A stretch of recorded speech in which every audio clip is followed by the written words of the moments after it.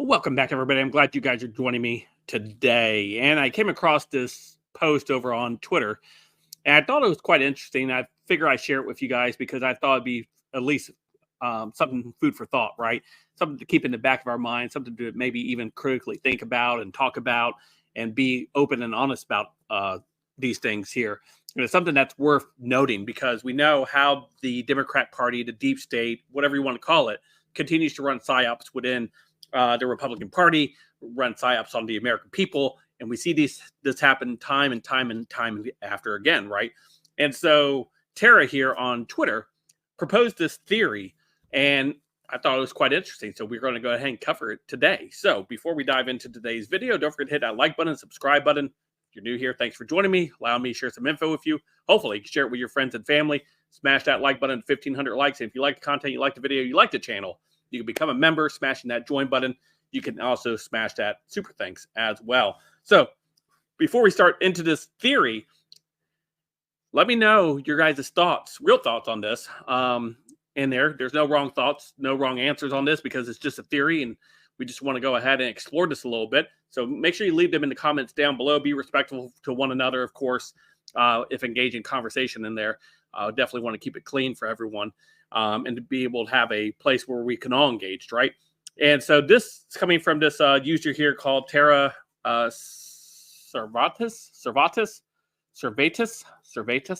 Anyway, her theory is that Democrats are running a psyop against the GOP voters. And this is what she says. The Democrats are running a psyop on GOP voters, and we're walking right into their trap. Bookmark this handy guide to watch it go down in 2024. Right now, she said, consolidate GOP voter support behind Trump by convincing Republicans with manipulated polls that Trump can easily beat Biden. Ignore or don't promote the internals of these polls that show if Trump is convicted. Biden, as unpopular he is, beats Trump by 6 to 10 points, cheating or no cheating, she says. December and January, the mainstream media runs relentless media campaign to ensure Nikki Haley, a Union Party member who is essentially a Democrat, is maneuvered into second position in the GOP primary as an insurance policy. Back her with tens of millions of Democrat dollars to ensure this happens. In March, start the first major Trump trial after Super Tuesday, by which time enough GOP primary nominating contests will have been held to cement Trump as the nominee. Now we're trapped, she says. May and June, she says, now lowered to boom. Convict Trump for the first time ahead of the GOP nominating convention in July, knowing a vicious floor fight will break out. The internals of Democrat polls have been telling us for months that the GOP will fracture if Trump is convicted, with 50% wanting Trump to stay on the ballot despite conviction, and 50% wanting to dump him.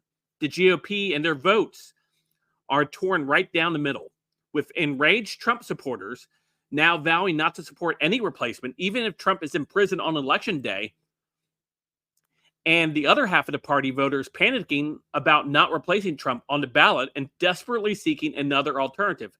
Now it is clear why the Democrats spent millions on Nikki Haley, millions that were targeted at Trump, the Democrats' preferred choice for nominee, but eliminated DeSantis and putting Haley in the number 2 position. August. Now for the final coup de grace. Democrats replaced Biden as their nominee with a much more popular Democrat, who is unveiled to the great mainstream media acclaim at their August convention. Quite likely a second Trump conviction will be in hand at this point, delivered by overwhelming liberal blue state juries who don't care about the facts in his case. Any presidential campaign Trump had is dead, as Trump is either in prison or in prison at Mar-a-Lago, with liberal judges controlling his every word and post as he is now a convict, subject to their whims. As it's already happening now, most of Trump's campaign funds are going for legal bills. There is essentially no campaign. Trump crashes in the polls as the GOP tears itself apart. In polling, the Democrat candidate surges, and polls begin to show that the House and Senate tilting to Democrats by big margins, or the GOP succeeding in removing Trump as a nominee, enraged half the party's voters who now refuse to come together around a new GOP nominee. Some even refused to vote at all or vowed to write Trump's name in instead. The GOP is fractured either way, no longer voting as a bloc. Independents bolt toward Democrats. November. Massive, maybe even historic. Democrats' landslide finally gives Democrats the numbers they need in the House and Senate to pack the Supreme Court, annihilate the Bill of Rights, most especially the First and Second Amendment, pass amnesty for 60 million illegals, permanently flipping the country blue and creating a one-party system for the U.S. like they have in China. The Democrats then force the laws they passed in California on the rest of the country. They bring in digital ID and dollars, essentially implementing a Chinese social credit system here, and calm the ensuing rebellion without firing a single shot. It's a very, very interesting post that I thought you guys might be interested in, and of course, discuss among each other. Is it possible? Of course, anything's possible, right? Are some of those things could potentially happen? Of course they could, right? Trump is going up against a lot of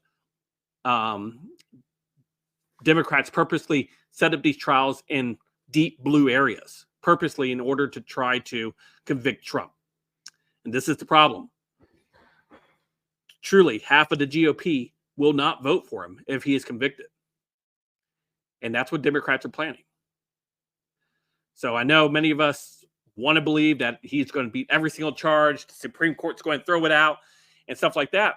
But truly, we need to make sure we have a backup plan in place.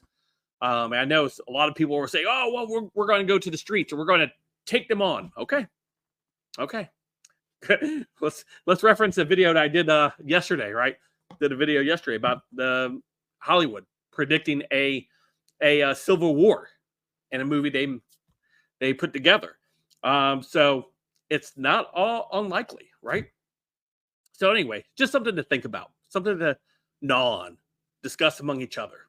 Let me know what you guys think in the comments down below. You guys are probably already furiously typing in the comments, telling me that this theory is BS and blah, blah, blah, blah. Well, probably is.